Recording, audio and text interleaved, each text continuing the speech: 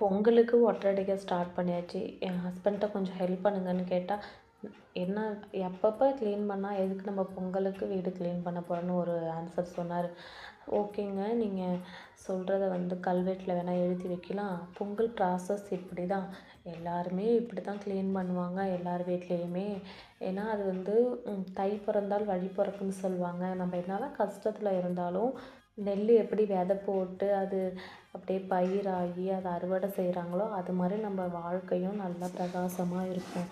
அதுக்கு தான் தை பிறந்தால் வழி பிறக்குன்னு சொல்லுவாங்கன்னு சொல்லிட்டு கொஞ்சம் அட்வைஸ்லாம் கிடையாது, எனக்கு தெரிஞ்சதை நான் சொன்னேன். பட் ஆனால் காதுலேயே வாங்கலை. ஸ்ட்ரெயின்லாம் இருந்துச்சு, அதெல்லாம் எடுத்துகிட்டு கொஞ்சம் வாஷ் பண்ண ஊற வச்சாச்சு. அதில் உள்ளது எல்லாமே பிச்சுக்கிட்டு வந்துடுச்சு. அது இன்னொரு நிமிஷம் வாங்கணும் போல். மீஷோவில் தான் ஆர்ட்ரு போட்டிருக்கேன், அது என்றைக்கு வருதுன்னு தெரியல. இது டிமார்ட்டில் வாங்கினது. கிளாத்து நல்லாயிருக்கும். அந்த மேலே தண்ணியில் போட்டு தான் அப்படியே